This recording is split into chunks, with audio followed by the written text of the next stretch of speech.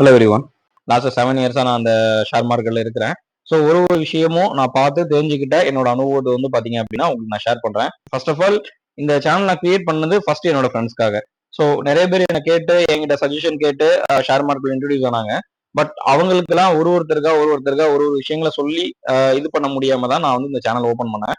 So என் ஃப்ரெண்ட்ஸோட சர்க்கிள்ல நீங்களும் சேர்ந்து இன்வெஸ்ட் பண்ணணும்னு நினைச்சீங்க அப்படின்னா தாராளமா என்ன ஃபாலோ பண்ணிக்கங்க, சப்ஸ்கிரைப் பண்ணிக்கங்க, நம்ம சேனலை ஃபாலோ பண்ணிக்கங்க. ஸோ நம்ம பிகினர்ஸ்க்கு எக்ஸ்பிளைன் பண்றதுக்காக இந்த மாதிரி ஃபுல்லாவே ரெட்டா இருக்கு பாருங்க. இந்த அளவுக்கு ஒரு பெரிய ஃபால் கிடைக்கிற இந்த மாதிரி ஒரு நாளுக்காக தான் இவ்வளவு நாள் வெயிட் பண்ணிட்டு இருந்தேன். ஸோ இப்போ உங்களுக்கு ஒரு டவுட்டா இருக்கேன், ஏன்னா ஒரு நல்ல ஃபால் கிடைக்கிறத வந்து யாரும் விரும்ப மாட்டாங்க இல்லையா? ஸோ ஸ்டாக் மார்க்கெட்ல இருக்கிற யாருமே இதை விரும்ப மாட்டாங்க. ஆனா இந்த இதுல நீங்க என்ன சொல்ல போறீங்க அப்படின்னு கேட்டீங்க அப்படின்னா, ஸோ நம்ம பிகினர்ஸ்க்கு வந்து ஒரு விஷயம் தெரியாது. ஏன்னா இங்க வந்து நிறைய பேர் வந்து அதாவது நம்ம வந்து ரீட்டைல் இன்வெஸ்டர்ஸ், அதாவது யூடியூப் வீடியோ பார்த்து நீங்க வந்து உங்களோட சேவிங்ஸ்ல இருந்து ஒரு குறிப்பிட்ட ஃபண்டை எடுத்து சேவ் பண்ணி அதை கொண்டு வந்து இன்வெஸ்ட் பண்றீங்க அப்படின்னா கண்டிப்பா நீங்களும் என்ன மாதிரி ஒரு ரீட்டைல் இன்வெஸ்டர்ஸ். பட் ஆனா இங்க வந்து எஃப்ஐஐ டிஐஐ அப்படின்னு சொல்லிட்டு பெரிய பிக் ஷாட் இருக்காங்க. தென் மியூச்சுவல் ஃபண்ட் அப்படின்னு சொல்லிட்டு அவங்களும் வந்துட்டு குரூப் ஆஃப் பீப்புள்ஸ் இருக்காங்க. அதாவது நம்மள மாதிரி பீப்புள்ஸ்ட மியூச்சுவல் ஃபண்ட் அமௌண்ட் கலெக்ட் பண்ணி இந்த மாதிரி ஸ்டாக்ஸ் வந்து வாங்கி அதை வந்துட்டு அந்த ஃபண்டோட வேல்யூ வந்து இன்க்ரீஸ் பண்றது, இன்க்ரீஸ் பண்ணி அவங்களுக்கே திருப்பி ரிட்டர்ன்ஸா கொடுப்பாங்க. ஸோ இது வந்து மியூச்சுவல் ஃபண்ட்ஸ்.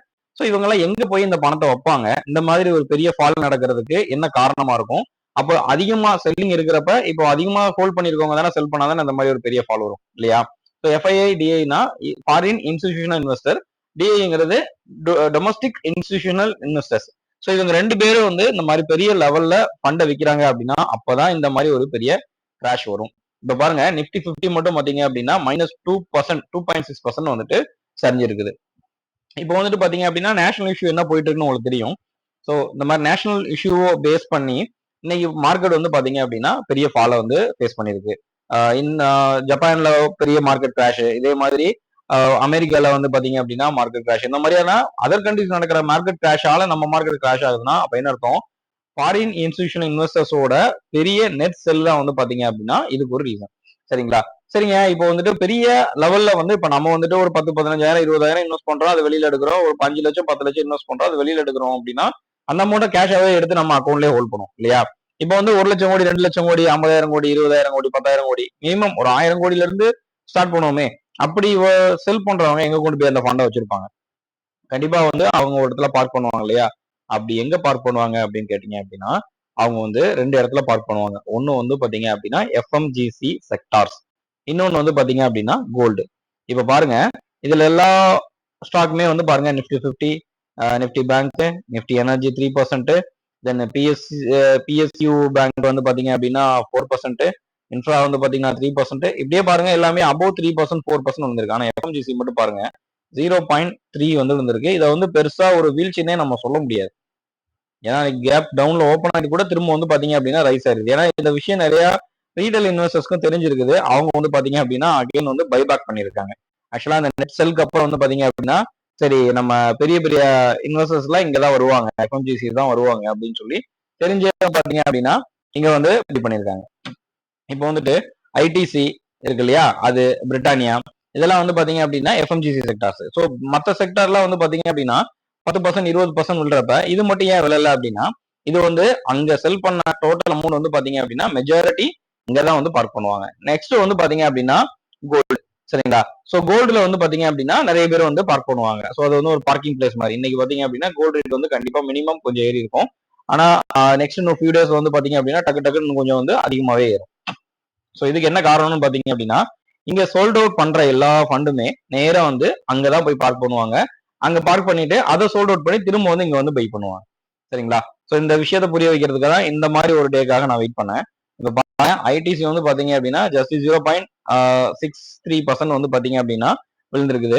ஸோ இங்க பாருங்க முக்கியமான ஸ்டாக்ஸ் எல்லாம் பாருங்க. CDSL 5%, Deepak nitrates 3%, Deepak fertilizer 3%, Deepak nitrates 4.4%, IRTS 6%. இதெல்லாம் வந்து பாத்தீங்க அப்படின்னா ரொம்ப பீக்ல இருந்தது. இப்ப நடுவுல பாருங்க இந்த அதானி வில்மர் பாருங்க. அதானி வில்மருங்கிறது ஒரு எஃப்எம்ஜிசி கம்பெனி இல்லையா?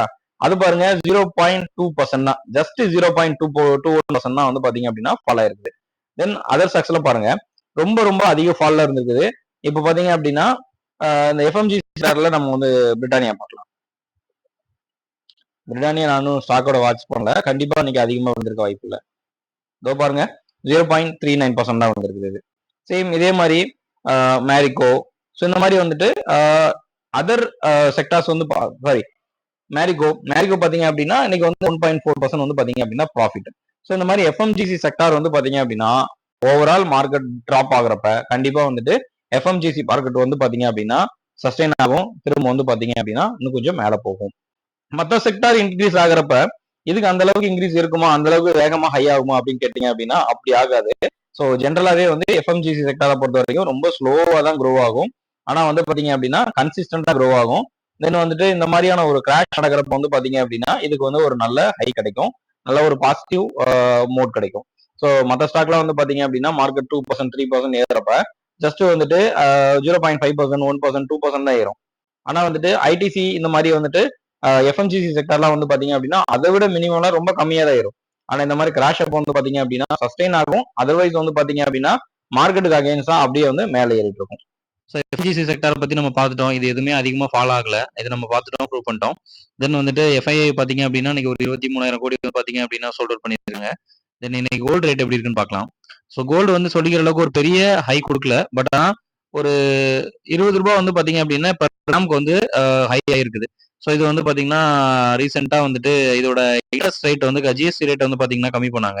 ஸோ அதனால கிடைச்ச ஒரு பெரிய ஃபால். இந்த ஃபாலை எல்லாருமே கண்டிப்பா யூஸ் பண்ணிக்கோங்க. கோல்டு நீங்க இன்வெஸ்ட் பண்ணாம இருந்தீங்க அப்படின்னா ஸோ ஸ்மால் குவான்டிட்டி வந்துட்டு பாத்தீங்க அப்படின்னா உங்களோட கோல்ட்ல வந்து இன்வெஸ்ட் வச்சுக்கோங்க. இது ஒரு நல்ல டைம். ஆனா இந்த ஃபால் வந்து நாளைக்கு கண்டினியூ ஆச்சு, இல்ல சஸ்டெயின் ஆச்சு அப்படின்னா கூட கண்டிப்பா இந்த கோல்டு ரேட் வந்துட்டு நெக்ஸ்ட் 6,500ல இருந்து 700 வரைக்கும் போகிறதுக்கு வாய்ப்பு இருக்குது.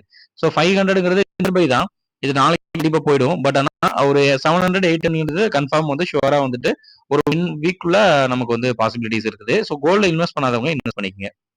ஆக்சுவலா இது வந்து ஒரு டெக்னிக்கல் அனலைசிஸ் கிடையாது, இது ஒரு மார்க்கெட் சென்டிமெண்ட். ஸோ இந்த மாதிரி மார்க்கெட் சென்டிமெண்ட் பத்தி தெரிஞ்சுக்கிறதுக்கு ஸோ எக்ஸ்பீரியன்ஸான பீப்புள்ஸோட எக்ஸ்பீரியன்ஸ் என்னன்னு கேளுங்க. ஸோ இது நானா கூட இருக்க வேணாம், உங்களுக்கு தெரிஞ்சவங்க யாரா கூட வேணா இருக்கலாம். ஸோ கேட்டுங்க.